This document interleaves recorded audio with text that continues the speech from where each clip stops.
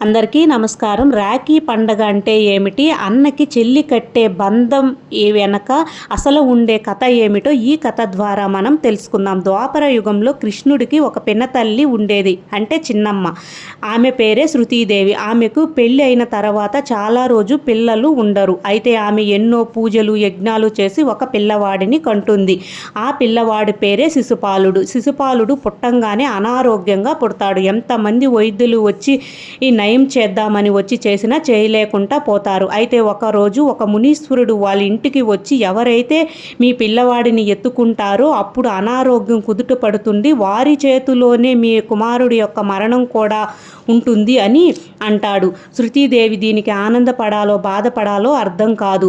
శృతీదేవి శిశుపాలుడు కోసం ఒక పూజను ఏర్పాటు చేస్తుంది. అందరూ వస్తారు. వచ్చి శిశుపాలుడిని ఆశీర్వదించి అయితే వెళ్ళిపోతారు. తర్వాత ఆ రోజు సాయంత్రానికి నిదానంగా కృష్ణుడు వస్తాడనమాట. వచ్చినప్పుడు అప్పుడు శిశుపాలుడిని ఎత్తుకుంటాడు.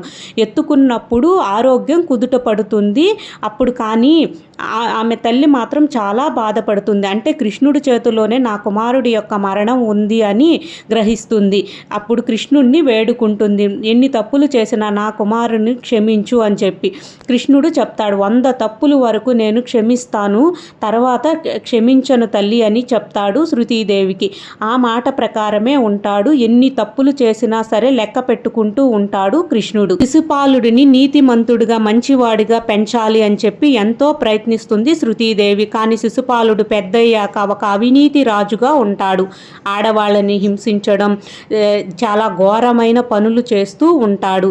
శిశుపాలుడికి కృష్ణుడు అంటే అస్సలు నచ్చదు. ప్రజలేమో దేవుడుగా భావిస్తారు కృష్ణుడిని, కానీ శిశుపాలుడికైతే కృష్ణుడు అంటేనే అస్సలు పడదనమాట. ఒకరోజు హస్తినాపురంలో ధర్మరాజుకి పట్టాభిషేకం జరుగుతూ ఉంటుంది. ఆ పట్టాభిషేకానికి అందరూ వెళ్తూ ఉంటారు. కృష్ణుడు కూడా వస్తాడు. కృష్ణుడికి ధర్మరాజు కాళ్ళు కడిగి ఆహ్వానం పలుకుతాడు. ఇది చూసి శిశుపాలుడు చాలా కోపంగా చూస్తూ చాలా మాటలు కూడా అంటూ ఉంటాడు. ఈ పాండవులకి ఎందుకు ఇంత భక్తి ప్రేమ అంటే కృష్ణుడు అని చెప్పేసి తిడుతూ ఉంటాడు శిశుపాలుడు. కృష్ణుడు మాత్రం ఈ తప్పులనైతే నవ్వుకుంటూ లెక్క పెట్టుకుంటూ అక్కడ కూర్చుంటాడనమాట. ఇట్లాగా ఎన్నో ఘోరమైన మాటలన్నీ మాట్లాడుతూ ఉంటాడు. 100 తప్పులు పూర్తయి దాటి 101వ తప్పుకి మాట్లాడుతుండగానే కృష్ణుడు పైకి లేచి సుదర్శన చక్రం తీసుకొని శిశుపాలుడిపై వేస్తాడు. శిశుపాలుడు మెడ తెగి అవతల పడిపోతుంది. అక్కడ ఉన్న వాళ్ళు అందరూ అది చూసి భయపడి అక్కడి నుంచి వెళ్తూ అట్లా చేస్తూ ఉంటారు. సుదర్శన చక్రం మళ్ళీ తిరిగి వచ్చి ఆయన ఏలుకి వచ్చేసరికి ఆ వేలు కొంచెం తగిలి రక్తం కారుతూ ఉంటుంది కృష్ణుడికి. అది చూసిన ద్రౌపదీదేవి చాలా బాధతో తమ యొక్క చీరను చించి కృష్ణుడి వేలికి కడుతుంది. అక్కడ ఉన్న వాళ్ళందరూ భయపడి అటు ఇటు వెళ్తూ ఉంటే, కానీ కృష్ణుడికి కారుతున్న రక్తం చూసి ఆమె ఎంతో బాధతో ప్రేమతో కడుతుంది. ఇది చూసి అప్పుడు ఆ కృష్ణుడు కూడా ఇది కదా బంధం అంటే, అప్పటి నుండి రక్షాబంధం అనే ఈ పండగను మనం చేసుకుంటున్నాము అని అర్థం అన్నమాట.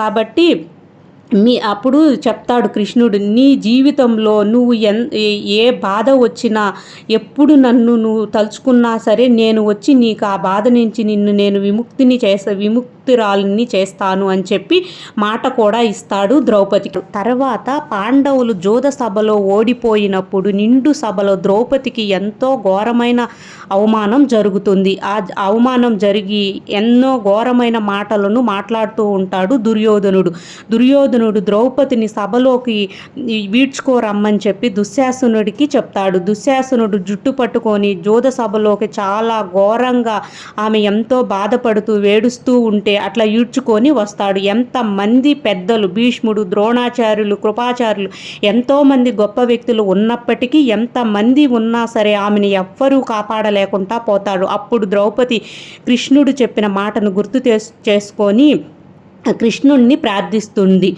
అని కృష్ణుణ్ణి పిలవగా కృష్ణుడు ఆ సమయంలో యుద్ధంలో ఉంటాడు. యుద్ధంలో ఉండగా కూడా ఈ మాటని విని ఎంతో బాధతో అక్కడ నుండే ద్రౌపది కృష్ణుడికి రక్షాబంధం కడతారు కదా ఆ ఏలుకు, ఆ వేలు ద్వారానే చీరను వదులుతూ ఉంటాడు. ఇక్కడ దుశ్శాసనుడు చీరను లాగుతూ ఉంటే ద్రౌపదికి మాత్రం ఆ చీర వచ్చేసేసి చుట్టేస్తూ ఉంటుందన్నమాట. ఆ రోజు ఆ సభలో ఈ విధంగా జరుగుతారు. కృష్ణుడు మాత్రం ఆమెను ఇచ్చిన మాట ప్రకారం కాపాడుతాడనమాట. అది రక్షాబంధంకు ఉండే ఒక నిజమైన అర్థం. అంటే అన్న చెల్లెళ్ళ బంధం ఏమిటో ఈ కథ ద్వారా మనకి కృష్ణుడు ఈ విధంగా తెలిపాడనమాట. కాబట్టి మనకి అసలైన కథ ఏమిటో తెలుసుకొని అన్న చెల్లెళ్ళ బంధం కూడా ఈ విధంగా ఉండాలి అని మనం కోరుకుందాం. జై శ్రీకృష్ణ.